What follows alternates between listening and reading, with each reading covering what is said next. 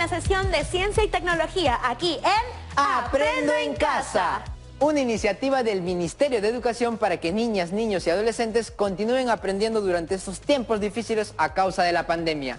Hoy continuaremos aprendiendo sobre las formas de transmitir información. Por lo pronto ya aprendimos qué es y cómo funciona la Internet, las unidades que utiliza y la equivalencia entre un bit y un byte. ¿Lo recuerdas? Claro, un byte equivale a 8 bits. Les estaba preguntando a nuestras amigas y amigos. Perdón. También conocimos algunos dispositivos que se utilizan para la conexión de Internet en casa, como el módem y el router, y cómo funciona la tecnología inalámbrica del Wi-Fi. Aprendimos que la información que recibimos al usar nuestro celular, la radio o el control remoto del televisor se transmite a través de ondas electromagnéticas, las cuales pueden viajar a través del vacío. Además, las ondas electromagnéticas nos permiten saber si un billete es falso, diagnosticar enfermedades, entre muchas aplicaciones más. ¿Recuerdas por qué el cielo es azul? Sí, por la dispersión de la luz visible. Lo hice de nuevo, perdón, lo siento.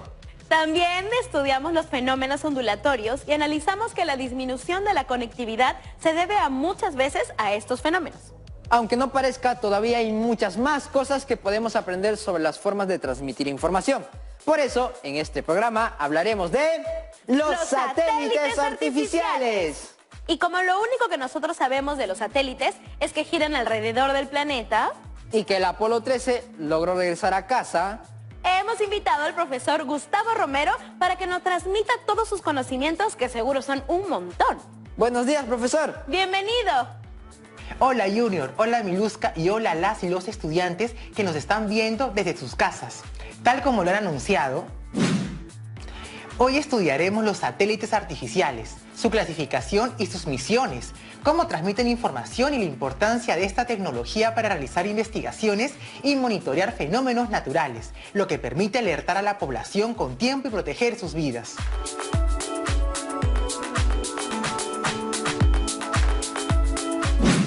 Por lo poco que ha dicho, ya se ve que son importantes. Sí que lo son. Varias de las actividades que realizamos las podemos hacer gracias al uso de los satélites. Muchos medios de comunicación como la telefonía y la televisión utilizan los satélites para transferir información. ¿Y la Internet, profesor? ¿Crees que todas las computadoras del planeta se pueden conectar a través de cables y fibras ópticas? Imposible. Exacto. Hay zonas donde no es posible el acceso, por eso existe la conexión satelital a Internet. Los satélites artificiales se envían en un vehículo de lanzamiento al espacio, ¿cierto? Así es, y llevan ese nombre para no confundirlos con los satélites naturales. Como la Luna, que es un satélite natural. Exacto. Y profesor, ¿cuándo fue lanzado el primer satélite? El 4 de octubre de 1957, por la Unión Soviética con el nombre de Sputnik 1. ¿Y estos satélites se encuentran viajando a la deriva? No. Los satélites se encuentran orbitando dentro de regiones del espacio que rodean a la Tierra. Observen la siguiente figura. La zona 2, llamada órbita terrestre baja, abarca desde los 200 kilómetros hasta los 2000 kilómetros aproximadamente. La zona 3, llamada órbita terrestre media, abarca desde los 2000 kilómetros hasta los 35.786 kilómetros de altura. Y la zona 4, llamada órbita terrestre alta o geoestacionaria, está por encima de los 35.786 kilómetros. O sea que no giran a la misma altura. Cada satélite cumple un propósito, por eso tienen diferentes órbitas. Los que orbitan cerca a la zona 2 y 3 generalmente son satélites de comunicaciones móviles, de navegación y algunos realizan observaciones de la Tierra con detalle para realizar mapas o estudiar las superficies del suelo.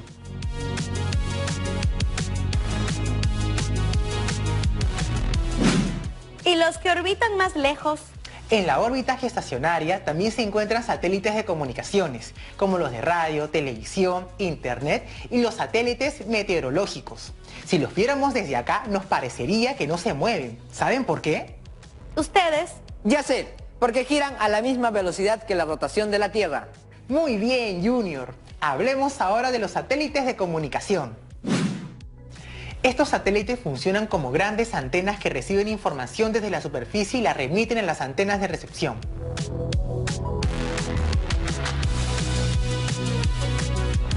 ¿Llamar al extranjero o ver programas de otros países es posible gracias a estos satélites? Efectivamente, la tecnología de las telecomunicaciones avanza a pasos agigantados y eso es muy bueno porque permite que la información sea cada vez de mejor calidad y más rápida. Por otro lado, los satélites meteorológicos también cumplen un rol muy importante para nosotros. ¿Saben por qué? Por lo que dijo antes, monitorean fenómenos naturales y alertan a la población para que se ponga a buen recaudo. No solo eso, también permiten realizar investigaciones, estudiar la contaminación atmosférica, monitorear la dirección de los vientos, la temperatura de los océanos y mucho más. ¿El deshielo de los nevados de nuestra cordillera? Se pueden monitorear por los datos obtenidos de los satélites. ¿El fenómeno del Niño? También pueden ser monitoreados. ¡Wow! Para hacer tantas cosas deben ser un montón de satélites.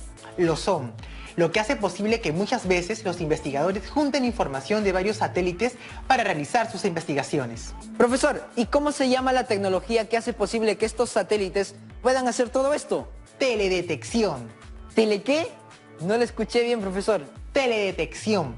Es la técnica que permite la observación a distancia y la obtención de imágenes de la superficie terrestre desde sensores instalados en satélites artificiales. Observemos la siguiente figura para entenderlo mejor. Al llegar la radiación solar a nuestro planeta, esta es reflejada por la superficie terrestre y captada por los sensores que se encuentran en los satélites. Esta información es procesada y transmitida a un receptor en la Tierra.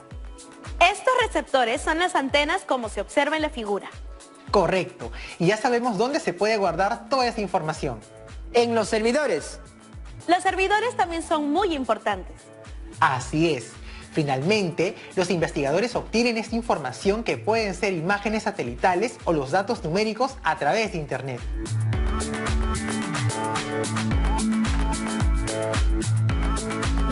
Y todo gracias a la teledetección. Veamos algunos satélites meteorológicos como ejemplo. Sí, quiero conocerlos. Este es un satélite geoestacionario operacional ambiental, también conocido por sus siglas en inglés como GOES. Estos satélites portan diversos instrumentos. Hay instrumentos que pueden registrar datos en el espectro infrarrojo y luego generar imágenes de temperaturas.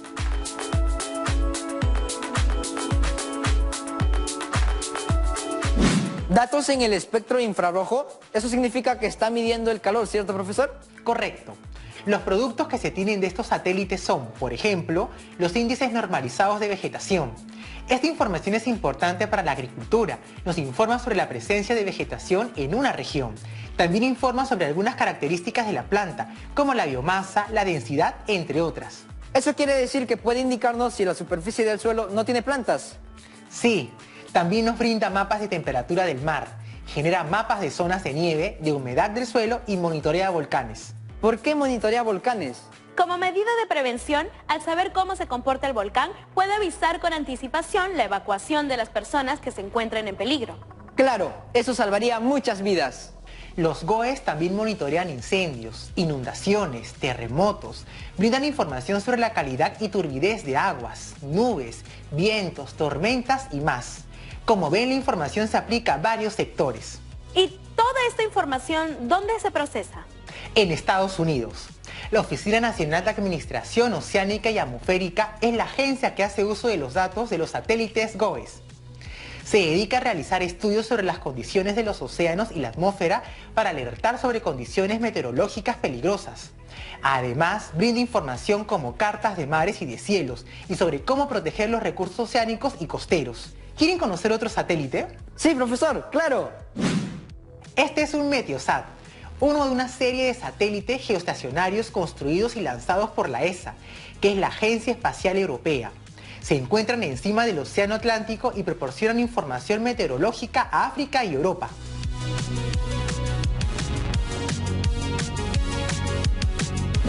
¿Qué tipo de información? Estos satélites cuentan con sensores que adquieren información sobre las nubes, la tierra, el mar, la nieve y el hielo de día y de noche. También pueden predecir los cambios meteorológicos peligrosos, entre los que destacan las nieblas densas, las tormentas eléctricas y la súbita formación de tormentas intensas con vendavales y fuertes lluvias. ¡Qué maravilla que existan estos satélites! Todas las vidas que se deben salvar gracias a ellos. Así es.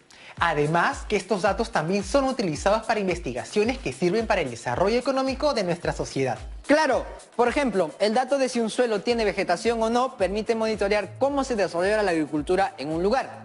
Lo mismo que saber en qué regiones y en qué mes del año llueve más. Y reconocer los lugares donde se realiza la minería informal, que tanto contamina nuestras tierras y aguas. Es bueno para los sectores ambiente y salud. Me gustaría ver una de estas imágenes satelitales. ¿Se puede, profesor? Claro que sí. ¿De qué satélites son estos datos? Estos datos fueron registrados por el sensor MODIS, que se encuentra a bordo de los satélites Aqua y Terra. En la imagen dice, Instituto del Mar del Perú. Así es, el Instituto del Mar del Perú, IMARPE, realiza investigaciones utilizando datos satelitales. ¿Qué indican estos datos? Primero leamos el título. Dice, concentración de clorofila A. Observe la escala de colores. Se observa que va desde el color azul hasta el rojo. Correcto.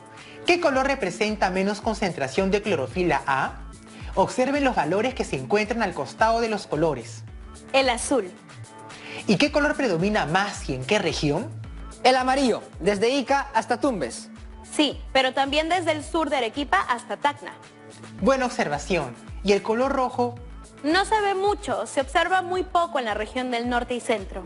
Se puede decir que la concentración de la clorofila A en nuestro litoral tiene valores aproximados de 1 miligramo por metro cúbico en algunos lugares y en otros puede llegar aproximadamente a 6 miligramos por metro cúbico, según la escala. Buena conclusión. Veamos por qué esta información es importante.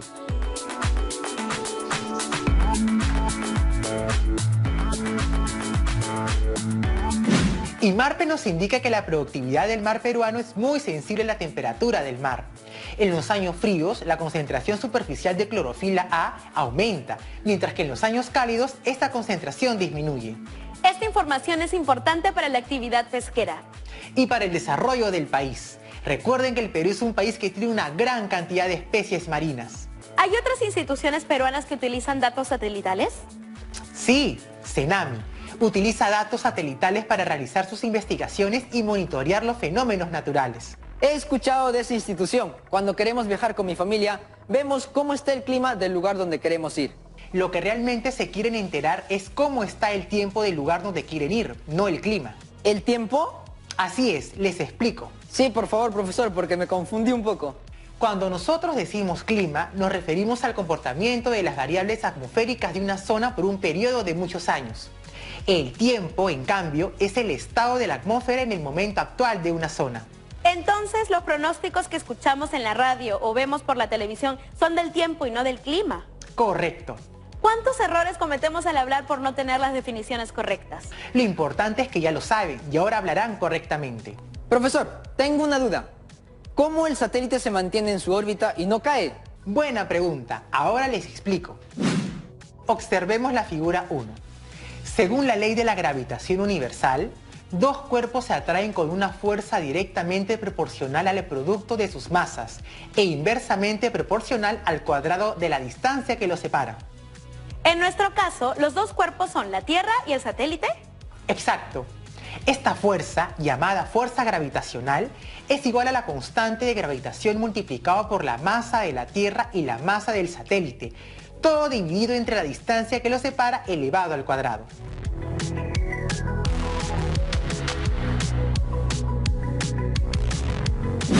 Ok, entonces la Tierra y el satélite se atraen con una fuerza gravitacional.